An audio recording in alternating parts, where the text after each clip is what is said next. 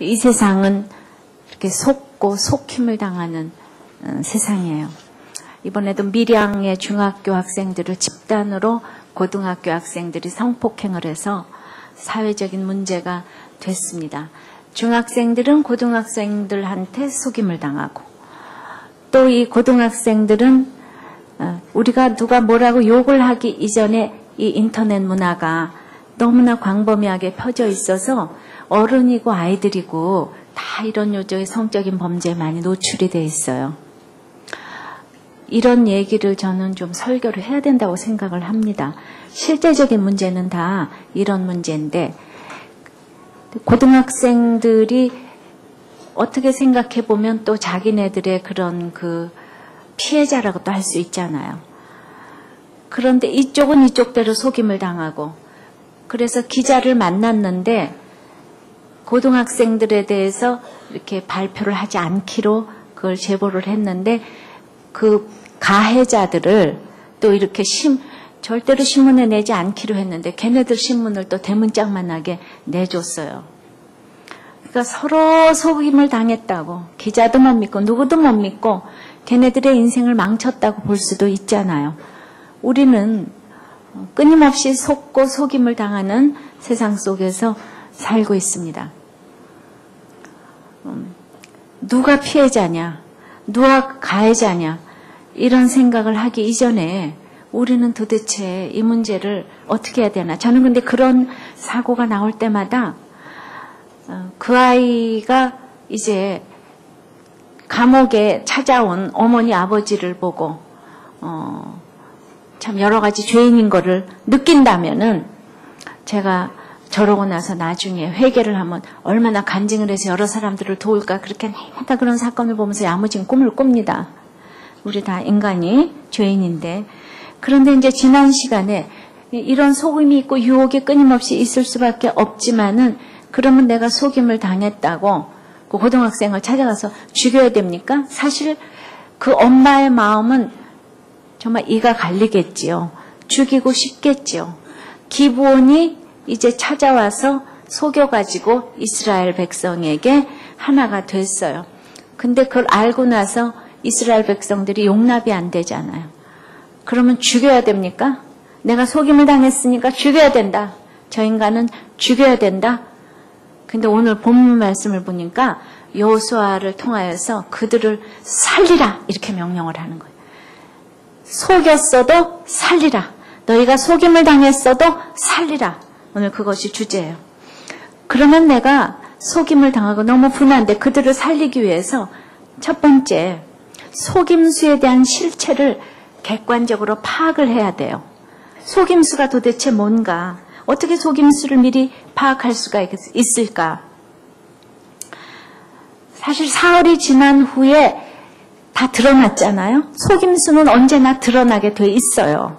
그러니까 그 실체를 파악하셔야 돼요. 그러니까 모르면 가만히 있으면 중간은 간다 그랬잖아요. 사흘을 사실 기다려야지 되는데 창세기 3장에서 사단은 선악을 알게 하는 그 나무를 먹으면 네가 하나님같이 되리라 이렇게 거짓말을 했어요. 내가 돈을 만들 수가 있고 사랑을 만들 수가 있고 건강을 만들 수가 있다고 네가 하나님이 될 수 있다 이렇게 꼬입니다. 그게 하와는 맨 처음에 거짓말인지를 몰랐어요. 아주 집요하기 때문에 그 결과 속임을 당했고 결과는 엄청났습니다. 사단이 한 말은 거짓말이었어요. 그래서 우리는 내가 먼저 속기 때문에 속임을 당한 사람을 미워하기보다는 내가 얼마나 속임을 당하는 사람인지 내 실체를 알아야지만 그들을 살릴 수가 있습니다. 우리는 정말 돈에 속아요. 돈에 속지 말라. 이렇게 얘기를 해도 돈이면 다 할 수 있다고 생각을 합니다. 교회도 돈 있어야 대접받는다고요? 교회가 돈 있어야 대접받아요? 어떤 것 같아요? 돈 있어야 대접받아요? 예? 돈 있어야 대접받죠? 맞아요. 그러니까 은혜로 돈을 쓰면은 대접을 받는데 그러나 인정받기 위해서 돈을 쓰면 쓰는 자나 부러워하는 자나 다 속임을 당하는 거예요. 돈이 할 수 있는 일이 많이 있지만 돈이 할 수 없는 일이 얼마나 많은지 알아야 돼요. 돈은 책을 사게 해줘도 지혜를 줄 수는 없잖아요. 그래서 가난이 저주다 이렇게 말하는 굉장히 신령한 자가 있다고 어떤 분이 얘기를 하시던데, 돈 가지고 안 되는 일이 있다는 거를 하나님은 좀 우리들 교회를 통해서 보여주시기를 원하는 것 같아요. 돈 가지고 다 하는 게 아니에요. 정말 시사저널에 막 이 대형교회 뭐를 해부한다 이래가지고 각종 큰 교회를 다 보여줬는데, 제가 보기에도 한국 기독교계는 그렇게 나가서는 안 되겠다는 생각이 이제 많이 들었습니다. 저 같은 사람을 쓰는 게 아닌가. 말씀 운동 때문에 시작한 우리들 교회.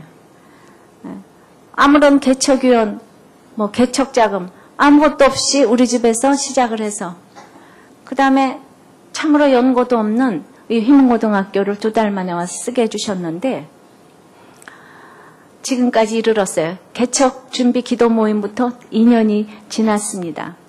그런데 너무나 환난당하고 빚지고 원통한 자들, 그런 사람들에게 복음이 필요하다고 제가 생각이 되어지고, 그런 사람들이 갈 곳이 있는 교회가 돼야 되지 않겠나, 이 생각을 계속하면서 너무나 여러분들의 사연을 들으면서 정말 듣도 보도 못한 사연들 때문에 제가 얼마나 많은 눈물을 흘렸는지 몰라요.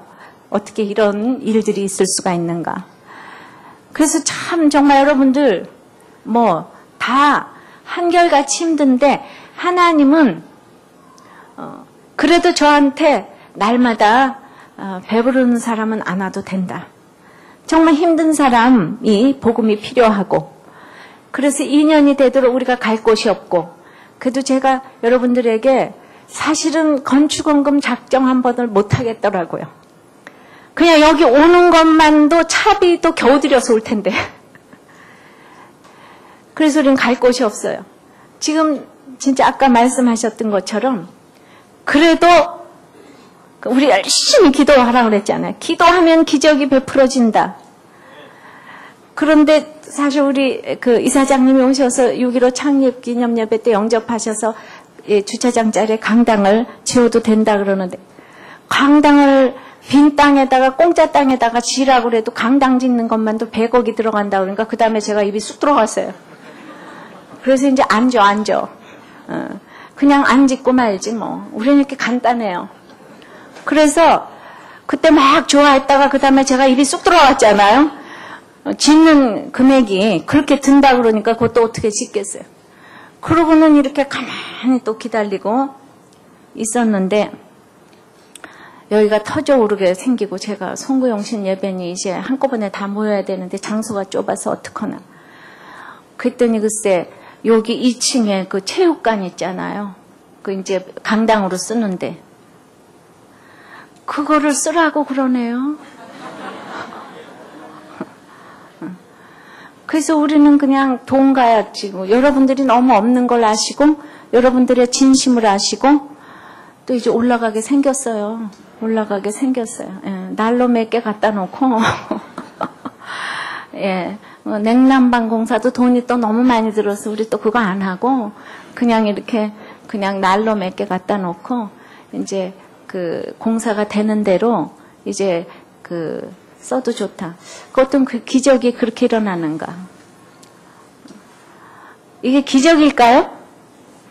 돈으로 안 되는 일을 보여주시잖아요. 이렇게 많은 사람이 모였는데 여러분들 그렇게 건축원금 한 푼도 안 하고 오는 거 약간 미안하지 않아요? 없는 사람 빼놓고. 그러니까 날마다 이 휘문고등학교의 2만 평 돈으로 환산할 수도 없는 이 땅을 우리가 이렇게 그냥 쓰게 해주시는 데는 우리들에게 책임이 많이 있죠. 내가 많은 사람들을 살려야 되기 때문에. 그래서 그때마다 하나님이 기적을 베풀어 주시지만은 내가 아무리 노력하는 것마다 하나님이 한 주먹을 주셔야 되는 거 있죠. 돈으로 안 되는 일이 있습니다. 우리 교회는 그래도 빚도 없어요. 그래도 우리 교회는 날마다 줄 것만 있는 인생이에요. 절경금이고 뭐고 다 나가는 거 아시죠? 그대로 다 구제와 선교에 이렇게 쓸 때 하나님은 때가 되면 이렇게 지경을 넓혀주시는 놀라운 하나님을 찬양합니다. 돈으로 안 되는 일들이 많이 있어요. 또 여러분들은 사랑에 속지 마세요. 무슨 다 멋있는 사랑, 운명적인 사랑을 만났다고 다들 부르짖지만은 백마탄 왕자 혹은 공주를 기다린다고 하지만은요, 이 세상은 왕자도 공주도 없어요. 그냥 거기 죄인이 있을 뿐이에요. 건강에 속지 마세요. 건강하면 행복할 것이라고요? 아닙니다. 저는 요즘 말로만 듣던 그 갱년기를 너무나 심하게 겪으면서 가고 있어요. 시도 때도 없이 그 땀이 나는데, 땀이 그냥 계속 줄 나는데 찬바람이 싹 들어오면 이게 자꾸 감기하고 연결이 되잖아요. 그러니까 자꾸 짜증이 나요. 그 병 같지도 않은 병인데 막 불면증이 오고 자꾸 잠이 깨고, 그리고 여름 이후에 다치니 발목도 시원치 않고. 그러면서 제가 이제 아픈 사람 심정을 참 이해를 하게 되고, 그 갱년기에 갑자기 어떤 부인은 막 갑자기 얌전하던 부인이 욕을 막 하기 시작을 하고, 그래서 왜 저러나 해서 정신과 가서 정신과 약을 먹었다고 그렇게 얘기를 하는데, 그러한 일들이 지금 일어나는데 우리가 운동을 아무리 열심히 해도 우리의 건강을 우리가 지킬 수 없다는 거예요. 그 속으시면 안 돼요. 우리의 몸은 세월을 막을 수가 없어요. 아픈 거 받아들여야지 돼요. 제가 갱년기를 겪어보니까 갱년기 많은 사람들을 또 이해하게 됐잖아요. 저는 요즘에 목소리가 많이 쓰일 때인데 하나님이 제 목소리를 지금 딱 막아놓으셔가지고 내 열심히 되는 일이 아닌 거를 보여주십니다. 건강의 축복은 무엇보다도 소중합니다. 그러나 교도소에 가보세요. 육신이 멀쩡한 사람들이 다 앉아있다고요. 무엇보다도 마음이 건강해야 돼요. 그리고 아픈 것이 인정을 해야 돼요. 아프면은 세월은 지나고 늙게 돼 있는 것이고, 그래서 안 늙으려고 이렇게 몸부림치는 게 다 썩는 거예요. 건강이 나에게 행복을 가져다 주지 못합니다. 그래서 우리는 끊임없이 두려움에도 속고, 사단은 우리가 즐거움 가운데 사는 꼴을 못 보기 때문에 두려움에 빠지게 합니다. 그 외에 내 봉사에도 속고, 내 헌신에도 속고, 내 사랑에도 속아요. 내가 그렇게 사랑하는 줄 알았는데 다른 사람을 또 사랑하게 됐으니까 나도 나에게 속는 거잖아요. 그 사랑이 영원할 줄 알았는데, 어떤 권사님은 일평생 한 번도 11조를 빼지 않냐고, 집을 사도 11조를 하고 막 몇 억을 11조를 하고, 그래가지고 막 몇십억짜리 막 빌딩을 가지게 됐는데, 외아들도 너무너무 잘 키워놨는데 갑자기 암으로 죽고, 조금 있다가 남편도 또 죽고, 그러다 보니까 그 건물에 대한 세금을 못 내서 그게 자꾸 연체가 돼가지고 그 건물에 세금을 몇 억을 못 내가지고 몇십억짜리 공매가 나갔는데 반의 반값도 못 받고, 그러니까 그거를 받으니까 건물세 임대보증금 다 주고 세금 내니까 길거리에 지금 나 앉아야 되겠다. 너무 기가 막히죠. 그러니까 이분이 이러는 거예요. 내가 11조 하고 건물을 사도 11조를 내고 개척교회도 몇 개를 도왔는데 나한테 왜 이런 일이 왔냐.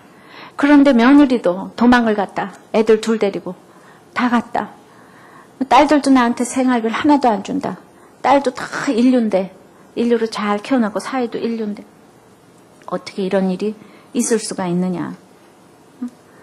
그리고 자기가 그렇게 세금을 못 내서 안타까워하는데, 내가 교회에다 낸 돈만 해도 얼마인데 교회에서 돈 하나도 안 주더라.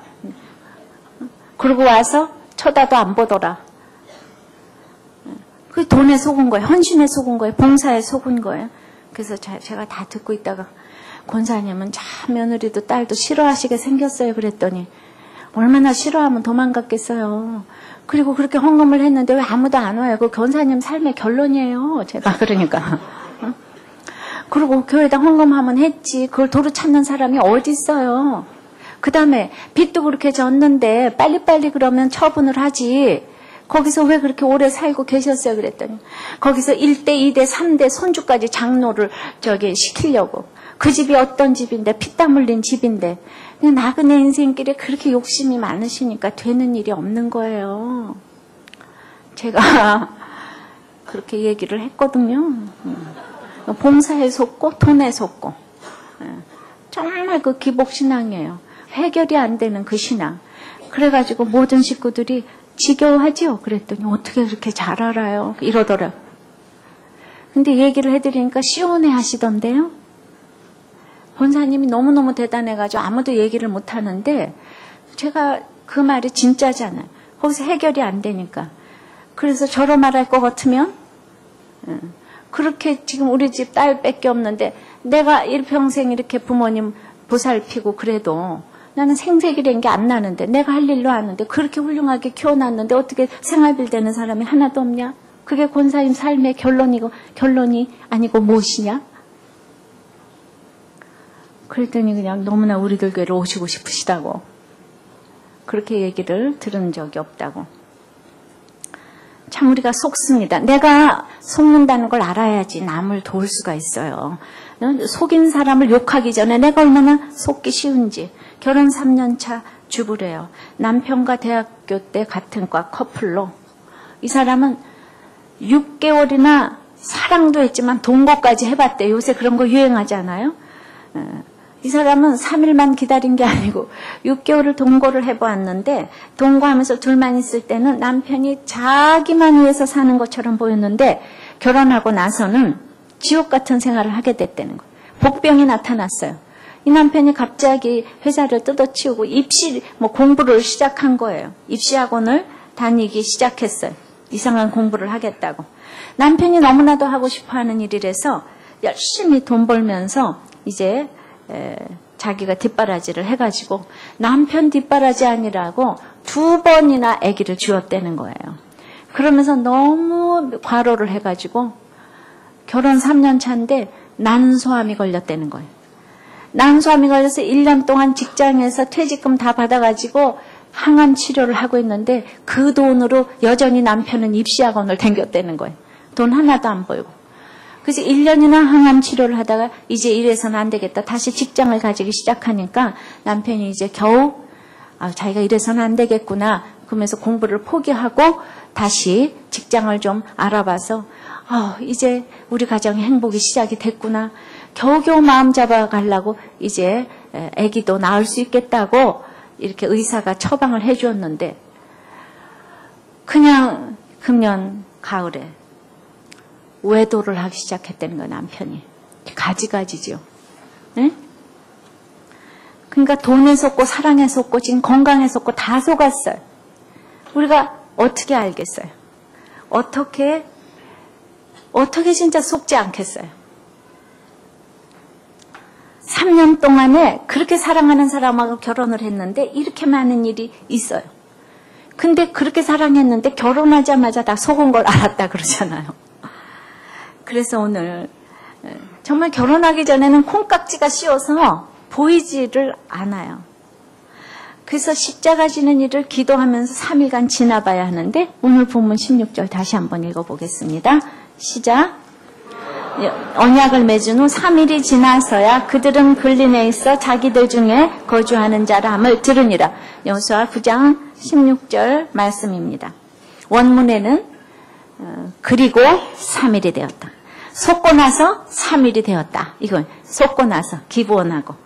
근데 개혁성경은 오늘 3일이 지나서야 이래잖아요.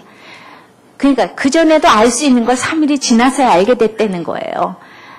이스라엘 민족이 아무리 똑똑한 것 같아도 금세 알 수 있는 걸 3일이 지나서야 알 수 있게 되는 거예요. 여러 가지를 적용을 해봅니다. 참으로 우리는 3일을 못 기다려요. 이 3일은 십자가의 시간이기도 하고 하나님의 수이기도 합니다. 십자가 지는 시간이라면은 굳은 일, 슬픈 일을 다 한번 겪어봐야 돼요. 같이 경험해보는 것이 중요해요. 이 3일을 기다려보고 할 일이지 30년 기다렸는데 한 달을 못 기다려요. 사람을 봐도. 그래서 대부분의 그 잘못된 사람들이 그렇게 다 제가 한결같이 상담하면은 난 틀린 줄 알았는데 다 한 달만 해서 이러는 거 있지요. 이렇게 상품 가치가 없으니까 그 포장해야 되니까 시간이 길면 안 돼, 우리가. 들통나니까. 그래서 3일 만에 이렇게 하는 거예요. 그러나 하나님한테 물으면서 3일을 기다려야지 묻지 않고 기다리면 이 부부처럼 6개월을 동거를 해봐도 모르잖아요. 무조건 시간을 같이 보낸다고 되는 게 아니에요. 6개월을 기다려도 그래서 막 절대로 뭐 돌다리도 두들기고 간다고 동거를 해보는 게 3일을 지나는 게 아니에요. 여러분들이 잘 좀 들으셔야 돼요. 우리가 무엇 때문에 3일을 지내봐야 되는가? 우리가 속지 말아야 될 것은 재산과 성품과 학력이 아니에요. 하나님 앞에서 어떤 자인가 이걸 속지 말아야 되거든요. 사실은 제가 결혼을 이제 우리 딸을 시키게 됐는데 자신이 없어요. 제가 예수를 믿지 않고 주님을 알지 못했다면 내가 너무 힘들게 결혼 생활을 하고 그랬기 때문에 아마 이 세상적인 가치관이라면 이랬을 거예요. 어떡하지? 저 시부모가 우리 딸 시집잘 시키면 어떡하지? 저 신랑이 그러면 어떡하지? 그래가지고 우리 애를 얼마나 내가 이거저거 다 키웠는데 가가지고 이러면 어떡하지? 이런 생각이 들어야 될 터인데 저는 어떤 생각이 드는가 하면은 아유 어떡하지 우리 딸이 살림 못해서 그리고 이제 또 시부모한테 잘할까? 뭐 이런 거 걱정이 되고 그 다음에 예수를 해가지고 이게 좋은 거 아닌 거가 분명해요. 우리는 대충 두리뭉실하게 넘어가는데 싫은 건 싫고 좋은 게 너무나 좋은 게 분명해. 그것도 걱정이고 또 기가 막힌 우리 옛날 사람들은 다 사위가 100년 손님 아니에요. 그런데 이제 사위감도 우리들 교회 청년이잖아요. 근데 그 사위감 앞에서 말이죠. 이 미래 장모인 말이지 목사 엄마 불평을 맨날 늘어지게 해대는데 얘가 지금 누가 누군지 분별을 못하고 사위감 앞에서 이렇게 장모가 어쩌고 저쩌고 이러면은 이제 나중에 가서 무슨 말만 하면 엄마도 이래 불평했는데 그거 너 전공 아니냐? 이렇게 나오면 어떡하려고. 나 같으면 우리는 옛날에 사위 오면은 다들 막 절대로 싫은 소리 안 하잖아요. 우리 집에 흠집을 보이면 절대로 안 하잖아요. 근데 맨날 내 욕을 사위한테 어떡하니 어떡하면 좋죠. 그래가지고 나 같으면 우리 같으면 생각도 못할 일인데 내가 그만큼 이제 때가 낀 것도 있지요. 근데 이제 우리 딸이 힘든 사람하고 안 살아봐가지고 이제 순수한 것도 있겠지만은 그러죠. 날마다 어렸을 때부터 적용해라. 응? 솔직해라니까. 솔직하려면 이렇게 이제 얘기를 하는 거야. 왜 나 하고 싶은 얘기 다 한다 왜. 그러니까 시부모인지 친정부모인지 구별을 못 아무 얘기나 다 하더라고요. 그러니까 누구한테 어떤 얘기를 해야 되는지 그거를 있잖아요. 이게 속아보고 이러지 않으니까 이게 설명을 하기가 제가 참 어렵더라고요. 그런 거는 그렇게 신랑한테 얘기하는 게 아니지. 이 얘기를 잘 못 알아듣는 거 있죠. 우리 딸이 옛날에 뭐 제가 얘기했잖아요. 내가 누가 우리 집에 오는데 네가 기다리고 있다고 문 열어줘라 그랬더니 거기다가 집사님 우리 집 키는 소화전 안에 있습니다. 이렇게 붙여놓고 나갔다 이 말이에요. 그러니까 그것도 뭐 중학교 때가 아니고 아마 대학교 1학년 때인가 그랬을 것 같은데 그게 지금 남편이 가고 벌써 17년이 흐르고 우리 집에서 늘 좋은 사람들하고만 살고 예수 믿는 사람들만 하고 이러니까 이렇게 진짜 속아보지를 않아가지고 그건 모르는 거 있죠. 그러니까 제가 그냥 안 지나서나 지금 걱정인 거예요. 그래서 좌우지간에 내 생각에 부족해 보이는 애가 내 딸인 거예요. 걱정이 났어요. 자, 무슨 말을 하려고 이 얘기를 하는 거 아니에요. 일생을 같이 할 사람에게 속지 않아야지 될 1번은 좋은 성품, 무슨 안락한 분위기가 아니에요. 이탈리아 속담에 애정 때문에 결혼하는 자는 분노 때문에 망한다 그랬어요.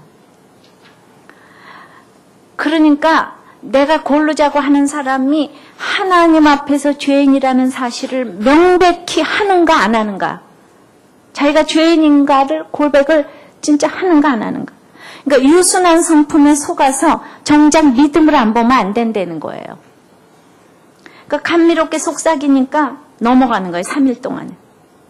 그래서 3일이 지나고 그렇게 가머니설에 속아서 결혼하고 나보니까 뭐 부인이 있는 사람이야.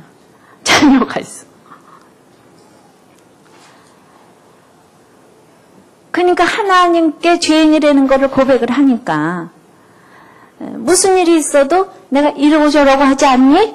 그러면 이제 그 다음에 금세 회개를 하는 게 다르단 말이죠. 또 큐티를 하니까 이거는 내 잘못이야. 이게 예수가 없으면 설명이 안 되는 부분이 자기가 잘못했다는 걸 모르잖아요. 그래서 우리는 별 볼 일이 없지만은 정말 하나님 앞에 죄인을 고백하는가 안 하는가 이거를 3일을 지나면서 분별해내야 된다 이겁니다. 수능 부정에 가담하고 나서 그게 속일 줄 알았지만 3일 만에 들켰잖아요. 작년에 가담한 28명인가는 지금 대학에 댕긴다고 그러더라고요.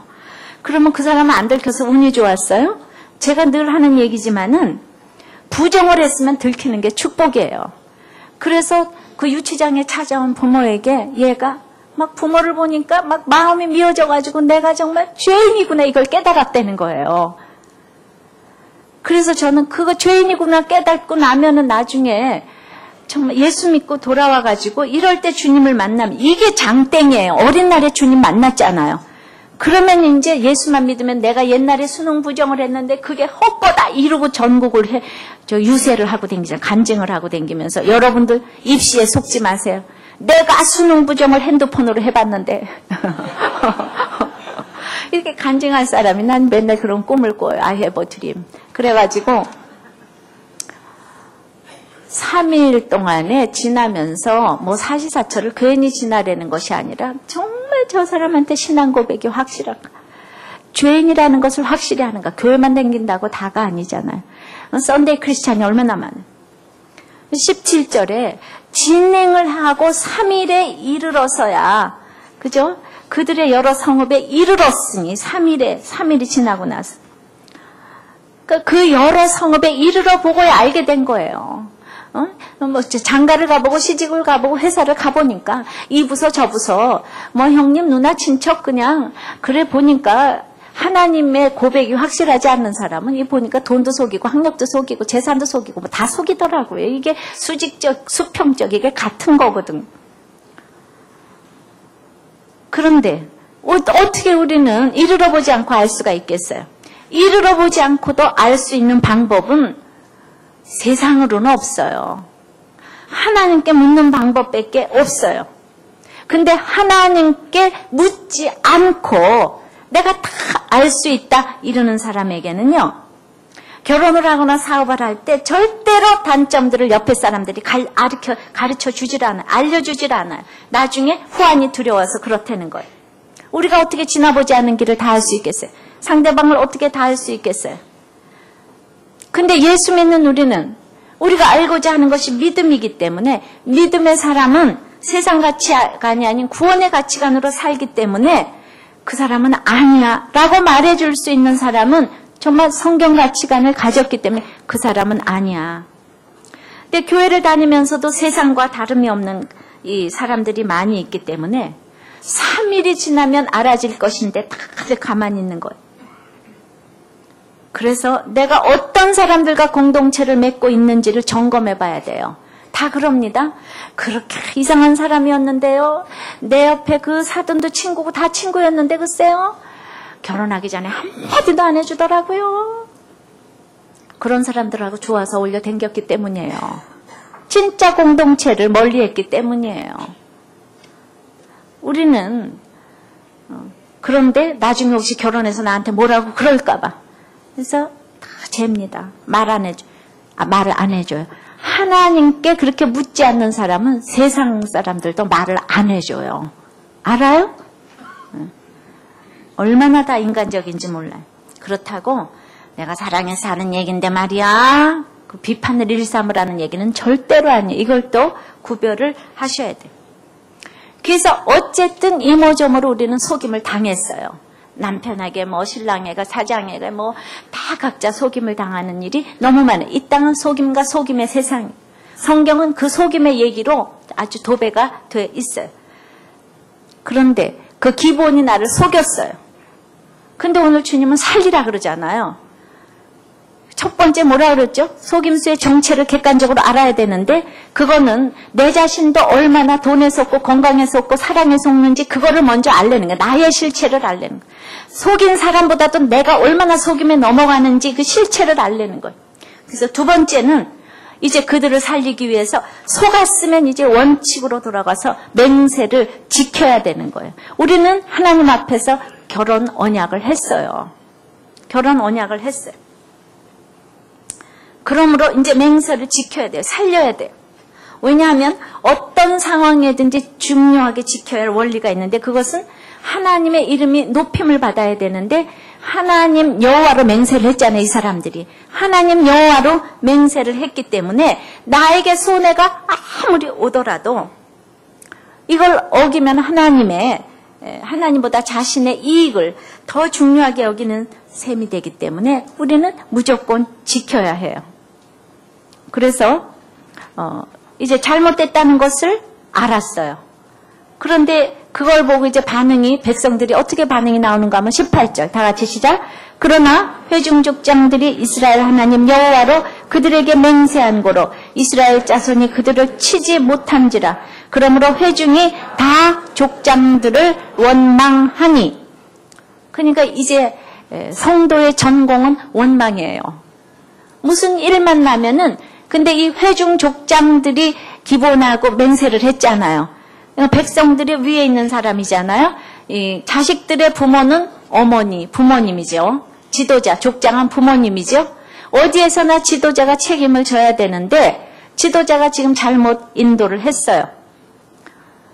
근데 이 지도자가 그래도 지금 깨닫고 잘못됐더라도 이혼은 안 되는 거야. 맹세는 지켜야 되는 거야. 적어도 부모려면 이렇게 나와야지 되는 거예요. 두 번째 실수했는데 또 뒷처리 잘못해가지고 진노의 이름은 안 된다는 거예요. 이제 뒷수습 잘못하면은 20절에도 보니까 진노가 우리에게 임한다고 그랬습니다. 사실 자식의 잘못된 결혼은 거의 다 부모에게 달려있다고 해도 과언이 아니에요. 그러니까 우리는 그 전에 미리 막아보려고 그러지만은 나도 결혼을 부모님이 시켰어요. 그래서 나는 잘못이 하나도 없는 줄 알았어요. 나는 부모님이 하라고 그래서 했으니까. 그래서 우리는 이렇게 다 당신 때문에 속았어가 주제예요. 너 때문이야 이게 주제가예요. 다 이게 주제가예요. 그렇게 해서 이렇게 원망을 하는 사람들은 다 치사스러운 사람들이라 이거예요. 원망, 그럼 핑계에 불과할 뿐이에요. 그래서 내가 할 일이 뭔가? 원칙으로 돌아가야지 되는 일이 뭔가? 그래요. 부모 잘못이 커요. 문제는 없어요. 다 문제 부모예요. 그런 자녀, 배우자를 고르는 것도 다 부모의 결론인 거예요. 부모가 그렇게 키웠기 때문에. 부모가 보여준 게 없기 때문에. 그렇게 골랐어요. 근데 이제 잘못됐어요. 부모 잘못이 크지만은 그래도 이 부모가 이 족장들은 그래도 회개를 하고 내가 잘못이다. 그러니까 맹세는 꼭 지켜야 된다. 이렇게 얘기를 해주는 지도자와 부모가 돼야 될 터인데 대부분의 부모가 회개를 안 한단 말입니다. 한숨만 내쉬고 야 그만둬버려. 그렇게 쏘갔는데 야 학벌에 쏘고 야 그 집이 그렇게 가난한 줄 몰랐구만. 이러면서 쏘갔다고 한숨을 들이쉬고 내쉬기고 이러면 안 된다는 거. 이런 일이 왔을 때 족장이 맹세는 꼭 지켜야 되는 거야. 하나님께 맹세했기 때문에 맹세는 꼭 지켜야 되는 거야. 팔불출이라도 돈을 못 벌어도 무조건 지켜야 되는 거야. 이렇게 나와야 되는 거예요. 부모가 회개를 안 한단 말이에요. 부모가 회개를 하면은 내가 할 일이 무엇인가? 본인이 회개를 해야죠. 저는 우리 아버지가 참을성이 너무나 많으시고 장로님인데 제가 생각하기에는 제가 너무 힘들어할 때 회개한 것 같지는 않으시고 유교적으로 저한테 교훈만 하셨어요. 야, 네가 교만하다. 야, 잘 참어라. 인내해라. 이런 거는 하나도 저희가 위로가 되지 않았어요. 저희 아버지가 눈물을 흘리고 저 때문에 회개하지 않으셨어요. 정말 돌아가시기 몇 년 전부터 그때 눈물 흘리시고 제 모임에 찾아오셨었지. 그냥 회개하라고. 유교가 14대인 그 집에서 내려오셨는데 아무리 예수를 믿어도 그게 딱 있는 거예요. 그저 여자는 여필 종부하고 뭐 이런 얘기. 그 집에 귀신이 돼야 되고 뭐 이런 거. 장로님인데도 그러시더라. 그러니까 어떻게 해요? 아무도 회개 안 하니까 내가 회개를 해야지. 어떻게 해요? 어디서나 아무도 책임지지 않으면 내가 책임지라는 주님의 뜻이에요. 아무도 회개하는 사람이 없으면 회개하는 사람이 그 집의 지도자인 거예요. 먼저 회개하는 자가 가장 수지 맞는 자예요. 그래서 아무리 잘못된 결혼, 중한 실수, 남편이 나가고 뭐 집을 나가고 자식이 나가고 뭐 부인이 나가고 해도 그들을 탓하지 말라는 거예요. 원망은 핑계에 불과합니다. 원망은 자신 없는 사람이 하는 거예요. 원망하면 모두 죽어요. 무슨 문제도 지금부터 해결하면 된다는 겁니다. 그래서 맹세를 어기면 안 돼요. 어떤 잘못된 자녀, 무슨 뭐 부모라도 버릴 수는 없는 거예요. 네가 틀렸으니까 너하고 나하고 의를 끊자. 이딴 소리 하시면 안 되는 거예요. 야, 넌 나가라. 그런 소리 하시면 안 되는 거예요. 지금부터라도 십자가를 길러놓고 정말 해와 달이 요다음 주일 본문에 나오는 해와 달이 멈추는 기적을 경험하시기를 바랍니다. 지금까지도 잘못한 일 투성인데 아직도 정신 못 차리고 뒷수습을 제대로 못하면 이제 20절에 세상 방법으로 하게 되면 더 큰 진노가 임하는 거예요. 아무리 죽을 것 같은 힘든 상황이라도 지금부터 하나님만 의지하면 하나님은 새하늘과 새 땅을 보여주실 것을 믿습니다. 그래서 힘들어도 20절에 그들을 건드리지 못하고 살리리라 하는 의지의 결정을 해야 돼요. 20절. 자, 우리가 그들에게 맹세한 맹약을 인하여 진노가 우리에게 임할까 하노니 우리 이렇게 행하여 그들을 살리리라. 의지적으로 결정을 해야 돼요. 그들을 죽여버리면 내쫓으면은 진노가 우리에게 임해요. 그래서 그들을 살려야 우리도 살고 나도 살고 그들도 살아. 족장이 이른 대로 하지 않으면 우리에게 진노가 임해요. 남의 일이라고 방관자로 있으면 이제 우리 가족이 진노를 당하는 거예요. 속인 사람 아유 저 남의 일인데 뭐 목장에 속인 사람 아유 저 남의 일인데 그러면은 이제 진노를 당하는 것 알아야 돼요. 이런 처방을 내려주면 내 얘기구나 하고 받아들이는 사람이 건강한 사람이에요. 우리가 잘못을 얼마든지 할 수가 있어요. 그런데 이런 강한 우리 공동체 속에 있기 때문에 그들을 살려라 이런 말을 순종할 수 있는 사람이 축복의 사람인 거예요. 그래서 족장들은 진단과 처방을 잘해야 하는데 부모의 잘못으로 결혼을 잘못시켰어도 이 부모가 허락을 했다면 책임을 져야 된다는 겁니다. 왜냐하면 21절에 보니까 무리에게 이르되 그들을 살리라. 내가 살리리라. 하고 나서 의지적으로 결단을 하고 무리에게 그들을 살리라니 족장들이 그들에게 이른 대로 그들이 온 회중을 위하여 나무 패며 물 깃는 자가 되었단 말입니다. 이 사람들이 자기의 죄를 알고 나무 패며 물 깃는 자가 되었어요. 즉 가나안 땅에 들어가서 살게 되었어요. 그런데 예수를 믿어도 주애를 해도 멋있게 하고 인정을 받아야 될 터인데 나무 패면서 물 깃는 것이 초라해 보여가지고 무시를 하게 되는 거예요. 그래서 내가 결혼을 했는데 나의 기본이 너무 초라해서 인정을 못 하겠는 거예요. 돈을 못 벌어서 인정을 못 하겠어요. 예수를 믿어도 누구는 장로 뭐 이렇게 하는데 이 사람은 맨날 뱅생가야 그냥 성도도 못 되는 것 같고 돈이 없어서 인정 못 받는 것 같고 그 초라해 보여가지고 그래서 싫은 거예요. 그런 역할로 있는 나의 기본을 내 삶의 결론이라고 생각하고 받아들여야 되는데 그래서 못된 며느리, 돈 못 버는 못난 사이, 악한 며느리 다 내 자식 위한다고 내어 쫓으면은 다윗 시대에 연분연 기근이 오는 거예요. 이거 무슨 말인가 하면요. 이 기브온 족속을 받아들였잖아요.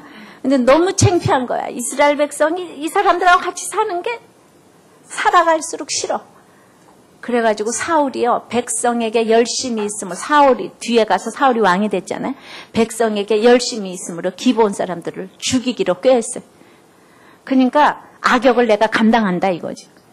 그래가지고 3년에 기근이 왔어요. 그런데 사울 집안에 첩 리스바가 하나 살아남아가지고 그냥 회개를 해가지고 다윗에게 그 소식이 들려가지고 다윗을 감동시켜가지고 기근이 끝났잖아. 그러니까 어떠한 경우에도 결국은 사울 집안에 7명을 죽이고 기브온은 같이 가야 되는 사람이구나 그러고 포기를 했어요. 내가 무시해서 같이 버릴 수가 없어요. 내 자식을 버려요. 일단은 한 번 결혼했어요. 버릴 사람이 아무도 없어요. 자식들 버려요. 누구를 버려요? 아무도 못 버려요. 아무리 무시하고 싶어도 하나님과 한 약속이기 때문에 선택이 없어요. 선택이 없다는 걸 인정하는 게 가장 잘 사는 길이에요. 그들이 나를 평생을 찌르고 괴롭혀도 죽이지 못해요. 죽이지 못해. 저는 이북에서 저희 아버지, 형님, 큰아버지가 작은 엄마를 얻었어요. 그래서 바람을 이제 핀 거지요. 뭐 옛날엔 그런 일이 많이 있었잖아요. 의사 공부해가지고 평양에 가서 이제 막 도리병원 원장하고 있으니까 이제 고향에 있는 마누라를 이제 보지를 않으니까. 그래서 결국은 그 큰엄마를 내쫓았대요. 그래가지고 우리 집안에 이렇게 연분연 기근이 오지 않았나 이렇게 생각을 하거든요. 친정적으로 우리 남편도 죽었지. 뭐 그냥 이게 도대체 있을 수 없는 일이 일어났는데 내가 우리 집안에 뭘 잘못했나 조상을 끼고 올라가 보니까 뭐 무슨 뭐 어쩌고 저쩌고 일본 대학을 하고 뭐 다 좋은 얘기만 하지. 내가 우리 조상의 그 죄를 내가 막 집어냈잖아요. 그랬더니 그 큰엄마를 내쫓았더라고요. 그래서 그것 때문에 내가 당한 거예요, 지금. 그럼에도 불구하고 사울의 첩 리스바 한 사람의 회개가 기근을 끝냈잖아요. 어떤 경우도 원칙은 뭔가 하면은 내가 회개하는 거예요. 맹세. 한번 맹세를 한 것에 대해서 내가 회개하는 거예요. 남편이 바람을 펴도 자식이 속을 썩여도 시부모가 애매한 소리를 해도 상사가 괴롭혀도 내가 회개하는 것이 맹세를 이루는 것입니다. 그래서 그들을 살리기 위해서 세 번째는 속은 자가 구원의 선봉에 서야 돼요. 자, 속인 자가 약자입니까? 속은 자가 약자입니까? 자, 발음을 잘 들으세요. 이냐, 으냐 이거죠. 속인 자가 강자예요. 속은 자가 강자예요.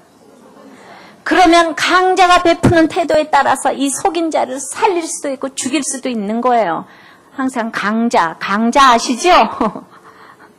그래서 22절에 보니까 속은 자가 어떻게 속인 자를 대하나 보십시다. 22절 시작. 여호수아가 그들을 불러다가 일러 가로되 너희가 우리 가운데 거주하거늘 어찌하여 우리는 너희에게서 심히 멀다하여 우리를 속였느냐. 그 다음 그러므로 너희가 저주를 받나니 너희가 영영이 종이 되어서 다 내 하나님의 집을 위하여 나무 패며 물 깃는 자가 되리라. 자, 어떤 성도가 간증을 했어요. 자기가 부도가 돈을 빌려줬는데 그 친구가 돈도 갚지 아니하고 그래서 너무 이제 그 돈도 못 받았지만 친구에 대한 배신감 때문에 부들부들 떨다가 이제 말씀을 통해서 한 영혼의 아픔에 대한 이 하나님의 마음을 느꼈어요.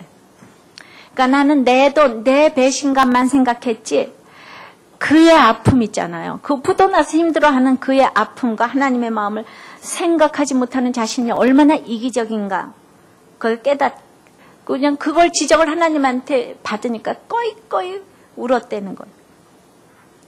그래서 자신의 돈을 잃는 것보다 하나님께서 기뻐하시는 일을 하는 것이 중요하다는 것을 깨달았어요. 이분이 그 친구를 사랑하게 된 거잖아요. 여호수아도 기브온 사람들을 지금 사랑하게 됐잖아요. 내가 속았지만은 살려주려고 마음을 먹었어요. 기본을 살려주려고 마음을 먹으면은요 우리가 무슨 욕이라도 하는 거예요. 제가 그 권사님을 살려주려고 마음을 먹으니까 그 처방을 탁탁탁탁 내려드렸죠. 살려주려고 마음을 먹었어요. 내 관심 없는 사람이래요. 권사님 사람의 정말 그 증거예요. 결론이에요. 다 빨리 버리시고 나오시라고. 그러면서 여호수아야, 아니 기브온 사람들아, 왜 심히 멀다 그래서 우리를 속였어? 얘기를 하면서, 그러므로 처방이 뭐예요? 너희가 저주를 받느니 영영이 종이 되어서 누구 집을 위하여? 다 하나님의 집을 위하여 나무 패며 물 깃는 자가 되리라. 이렇게 처방을 내렸어요. 이거는 여호수아가 너무 심한 말을 하는 것 같아도, 그리고 막 그 처방을 받아들이려면 기브온도 죽을 것 같아요. 내가 어떻게 이 사람들 잘 살던 사람인데 어떻게 나무 패면서 물을 깃겠어요. 지금 부도가 났는데 내가 나무 패면서 물 깃는 거 지금 없어졌으면 인정해야 되잖아요. 내가 잘 살았던 거. 지금 이스라엘 사람들이 와서 가나안을 지금 정벌 작전에 들어갔잖아요. 이스라엘에게 다 죽게 생겼어요. 지금 그 전에 내가 죽기 전에 그 권사님도 빨리 이게 헛된 망상에서 벗어나서 가자마자 그 집을 처분해서 갚아야 되겠는데, 죽으라고 그 집을 욕심을 가지고 있었기 때문에 결국은 다 뺏기게 된 거잖아요. 그러나 이렇게 듣고 죽을 것 같은 이것이 구원과 애정의 처방이라는 거예요. 이것이 속은 자가 구원의 선봉에서 하는 얘기라는 거예요. 그러니까 이게 참 하기 어려운 얘기거든요. 하기 어려운 얘기. 야, 너는 말이야 하나님의 집을 위해서 영원히 나무 패고 물 길어. 나무 패고 물 길어. 그러니까 없으면 먹고 있으면 금식하고 말이야. 아니 있으면 먹고 없으면 금식하고 죽으면 천국에 가. 이게 같이 가고자 하는 처방이라는 거예요. 그것이 살 길이라는 거예요. 자, 바람핀 부인도 있을 거고 남편도 있을 것인데 우리는 이제 결혼의 맹세를 지켜야 되잖아요. 그러면은 내가 속은 입장이에요. 속은 입장이라서 속인 사람한테 가가지고 내가 뭘 하겠어요? 속인 사람이 회개를 안 하는데 그러면은 내가 그 사람이 하기 원하는 걸 내가 할 수밖에 없어요. 그래서 무조건 가서 내 잘못이라고 회개하는 태도를 보여야 돼요. 당신이 바람핀 게 내 잘못이다. 부도 난 것도 내 잘못이다. 어머니가 나에게 그렇게 하는 것도 다 내 잘못이다. 꼬불꼬불거리지 말고 리워야다는 꼬불꼬불해 사다는. 근데 평강은 곧다 그랬잖아요. 길이 잘 닦였다 그랬죠. 감정의 요동이 없이 이제 예를 들어서 바람핀 남편에겐 이렇게 하는 거예요. 여보, 사람만 줘서 감사해요. 이렇게 얘기를 하는 거예요. 가서 마음대로 가시고 사람만 있어달래. 여러분들이 참 바보예요, 바보. 그러니까 물고 뜯고 싸우고 그 왜 결혼하자마자 남편 말이지 입시를 뭐 한다고 뭐 난소암이 걸려가지고 애를 둘씩이나 지워가면서 이게 다 어리석어서 그렇게 하는 거예요. 그 남편이 회개 안 하면 내가 할 일이 뭐겠어요? 남편 대신 회개해 주는 거 몇 개 없어요. 남편의 회개를 내가 해주는 거예요. 남편 앞에서. 그러니까 그 사람이 자기가 바람 폈는데 부인이 나 때문에 당신이 바람을 폈다고 나를 용서하라고 좀 그래봐요. 응? 그것도 가짜로 하지 말고 눈물을 흘리면서. 내가 하나님이 성령님이 그 마음을 주시는 거 있죠. 같이 갈 길은 그것밖에 없어요. 같이 갈 길은 그것밖에 없어요. 뭐 맨날 핸드폰을 조사를 하고 뭐 흥신소에 부탁을 하고 당신이 그럴 수가 있어. 네가 인간이냐 이래가지고는 알았다. 나 인간 아니까 간다. 너 잘 살아봐. 그거밖에 안 돼요. 내가 이렇게 해서 가족이 구원이 되고 인류가 구원이 돼가는 거예요. 이것이 기브온의 마음을 울리고 그의 마음이 녹아지고 진실한 사람이 되어가게 하는 방법이에요. 여호수아의 방법이 기브온에게 맥혀 들어갔잖아요. 지금 너는 나무 패며 물 길어라. 나 정말 당신하고 살고 싶다. 그 얘기를 우리는 이렇게 처방을 내린다고 볼 수가 있는 거예요. 도무지 이 권사님 해석이 안 되고 죽을 것 같은 거예요. 난 열심히 살았는데 왜 이러냐. 권사님이 기복신앙이죠.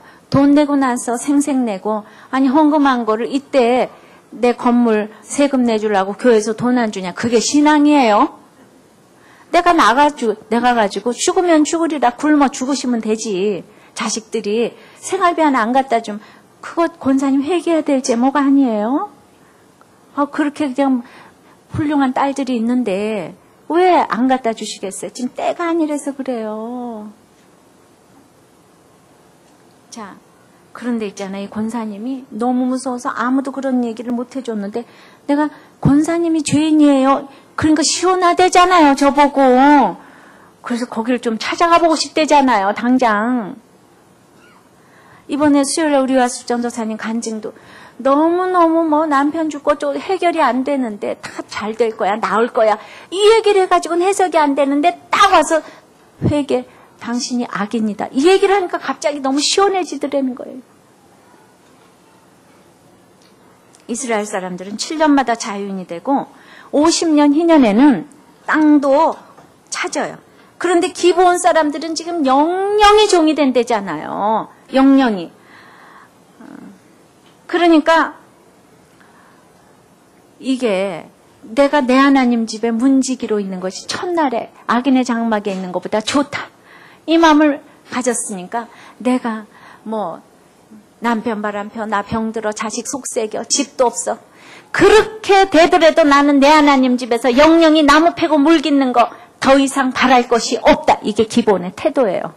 그러니까 여호수아의 어떤 이 처방을 받아들이고 예수만 믿는다면 나는 어떤 종로로도 괜찮다.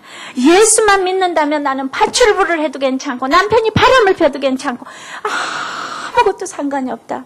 나의 주님. 그런 사랑이 여러분들한테 있다면은 지혜가 샘솟는 거예요. 근데 기브온이 받아들였어요. 24절, 25절에 보면은 당신의 소위 선한 대로 하시라고 우리를 죽이든지 살리든지 여호수아 마음대로 하라고 24절, 25절에 당신들 때문에 내가 생명을 잃을까 했는데 보소서 이제 우리가 당신의 손에 있으니 당신의 의향에 좋고 옳은 대로 우리에게 행하소서 한지라. 세상의 어떤 좋은 환경보다 하나님 안에서의 나쁜 환경이 오히려 지금 축복이라고 고백을 했지요. 즉 세상의 어떤 소유보다 영적인 은혜를 사모하는 것이 훨씬 소중하다는 것을 이 기브온 사람들이 알았다는 거예요. 서로 처방과 진단이 막혀 들어갔어요. 이렇게 환경에 순종을 하고 있으면 27절에 다 같이 읽습니다. 그날에 여호수아가 그들로 여호와의 택하신 곳에서 회중을 위하며 여호와의 단을 위하여 나무 패며 물 깃는 자를 삼았더니 오늘까지 이르니라. 아멘. 자, 이렇게 환경에 나무 패고 물 깃는 순종을 하고 있으면 그곳이 여호와의 택하신 곳이라 그러죠. 성전이라 그러잖아요. 여호와의 단을 위해서 쓰임을 받게 하신대요. 사실은 여호수아 입장에서도 적용하기가 어렵고 속았으니까. 기브온의 입장에서도 나무 패면 물 깃는 이 순종을 하기가 너무 어렵잖아요. 둘 다 순종하기가 너무 어려워요. 바람핀 남편도 힘들고 당한 부인도 너무 힘들어요. 우리 다 힘들어요. 속고 속인 사람들은 다 너무 힘들어요. 이 중에서 누가 구원을 시키겠어요? 먼저 회개하는 사람. 먼저 회개하는 사람이 그 집에 한 사람만 있으면 그 집은 구원되는 거예요. 근데 먼저 회개하는 사람 한 사람이 없어서 다 죽어가는 거예요. 이혼하면 능사예요? 아니에요. 우리는 죽을 수밖에 없고 저주받을 수밖에 없는 자들이에요. 우리가 기브온처럼만 거짓말을 했겠어요? 거짓말을 그보다 훨씬 더 했는데 한이 없는 주의 사랑으로 이 이방인에게 임하는 저주를 면하고 우리는 하나님의 언약 안에 들어온 자가 됐어요. 실제적으로 이 기브온 사람들은 나중에 이스라엘에게 완전히 동화가 돼가지고 이제 포로 귀환 후에는 성벽 재건에도 동참을 했고 1차, 2차, 3차로 포로 갔잖아요. 그때 돌아왔을 때 기브온, 그 다음에 성전에 문지기 하던 오베데돔 그런 비천하게 여기는 사람들만 포로 귀환 때 이름이 명단의 역대상에 언급이 됐어요. 느헤미야도 언급이 됐어요. 누가 안 왔느냐? 에스더 모르드게 같은 사람은 안 왔어요. 거기서 왕했잖아요. 포로하면서 왕비되고 모르드게는 거기 총리 대신 뭐 이런 거였으니까 아마 하버드 대학 나왔을 것 같아요. 그러니까 안 와요. 안 와요. 모르드게와 에스게도 안 왔는데 이 기브온은 돌아왔어요. 내가 성전에서 문지기 하면서 부족한 것이 있어서 하나님께 계속 기도할 수 있는 것이 얼마나 축복인지 아십니까?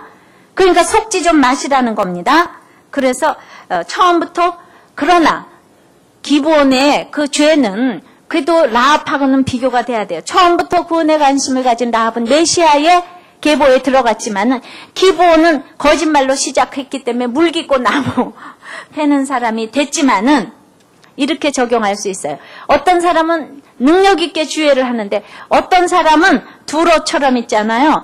아무리 그 돈을 벌어도 여호와 앞에 거하는 자의 배불리 먹을 자료, 잘 입을 자료가 되는 것밖에 안 된다고. 그러니까 미약하게 그저 아주 소극적으로 신앙생활을 하는 거죠.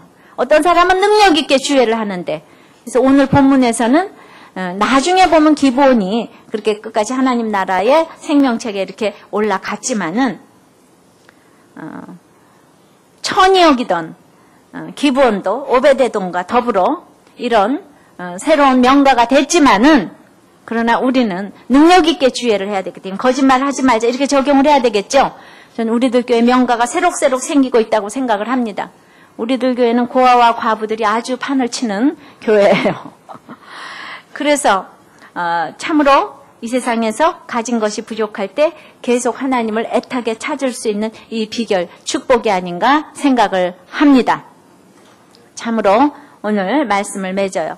나는 속은 자인가 속인 자인가, 그리고 속인 자를 내가 살리기 위해서 내가 얼마나 돈과 건강과 두려움, 사랑에 속고 사는 사람인지 속임수의 정체를 객관적으로 내가 잘 알기를 위해서 기도하기를 바라요. 그리고 두 번째는 속았으면 원칙으로 돌아가서 이제 맹세를 지켜야 돼요. 원망하지 말고 무조건 회개해야 돼요. 그리고 속은 자가 강자이기 때문에 구원의 선봉에 서야 합니다. 속은 자가 무조건 회개를 해야 돼요. 끝까지 같이 가야지 돼요. 선택이 없어요. 속인 자는 또 나무 패고 물기로도 그 처방에 순종하는 길이 살 길이라는 것을 알고 순종하기를 바랍니다. 명가가 약속되어 있어요. 오늘 일부 예배에 내가 이 얘기를 하니까 학생 하나가 딱 나와서 적용을 했습니다. 우리 집이 아버지가 두 집 살림을 했는데 17년이 됐다. 아무에게도 이 얘기를 해본 적이 없다. 그런데 우리들 교회 5딸 와가지고 이런 얘기를 마음대로 할 수 있어서 너무 편안하고, 지금까지 속았다고 생각하고 아버지를 너무너무 미워했는데 이제 아버지를 대신해서 내가 회개해야 되는 거를 깨달았다. 이러고 아침에 나와서 적용을 했어요. 주로 이렇게 구체적으로 우리가 삶에서 해결이 되면 해결이 안 될 일이 뭐가 있겠습니까? 자, 바람 폈습니까? 바람 핀 사람 옆에서 누가 대신 회개해 주세요. 아무래도 바람 핀 사람보다는 옆에 있는 사람이 회개하기가 좋아요. 당사자는요, 죄 가운데 있기 때문에 빨리 회개가 안 돼. 그래서 쳐다보면서 그 사람이 할 회개를 내가 계속 하라고요. 그러면은 그것이 그 사람을 편하게 해줄 줄 믿습니다. 이런 기도 제목을 가지고 다 같이 기도하겠습니다. 많고 많은 속임과 속힘을 가지고 이 자리에 왔습니다. 주님, 너무 분해서 너무 억울해서 살 수가 없어 이 자리에 왔는데 오늘 그들을 살리라고 명령하십니다. 주님, 그들을 살리기 위해서 내가 먼저 속임수의 정체를 객관적으로 알라고 하십니다. 주님, 그러고 보니 얼마나 내가 돈에 속고 사랑에 속고 건강에 속고 내가 얼마나 그런 것들을 좋아하는지를 알았습니다. 내가 속는데 내 남편인들 내 자식인들 안 속겠습니까? 주님, 내가 얼마나 속을 수밖에 없는 인간인 것을 먼저 알게 하여 주시옵소서. 그러므로 이제 속았다면은 이제 맹세를 지키기를 원합니다. 우리 가정, 주님께서 지켜주신 가정인 줄을 압니다. 그런데 속인 사람들이 누구도 회개를 안 합니다. 이제 속은 내가 구원의 선봉에 서서 같이 가야 될 터인데 내가 속았기 때문에 강한 자라고 오늘 말씀을 해주시오니 이제 남편을 대신해서 부인을 대신해서 자식을 대신해서 부모님을 대신해서 형제를 대신해서 이제 누구에게도 핑계대지 아니하고 원망하지 아니하고 회개하기 원합니다. 주님, 내가 죄인인 것을 알게 하여 주시옵시고, 그래서 아버지 하나님, 나무 패며 물깃는 자가 된다고 할지라도 영영이 하나님 여호와의 단을 위하여서 섬기는 자가 되게 하여 주시옵소서. 온 집안 식구 중에 아무도 회개를 안 해도 내가 회개하기를 원합니다. 주님은 그것을 보고 계십니다. 누구에게도 원망할 일이 아니라는 것을, 그런 치사한 일을 하지 않도록 누구에게도 핑계대지 아니하고 내가 회개하기를 원합니다. 주님, 그것이 그들을 살리는 길이라고 합니다. 내가 회개할 때 기부원들이 그 회개로 말미암아 그 아버지 하나님 진실함으로 돌아온다고 했사오니, 우리가 진실함의 회개를 함으로 말미암아 나도 살고 그들도 살고 우리 모두가 살 수 있는 역사가 일어날 수 있도록 회개의 역사를 허락하여 주시옵소서. 예수님 이름으로 기도하옵나이다. 아멘.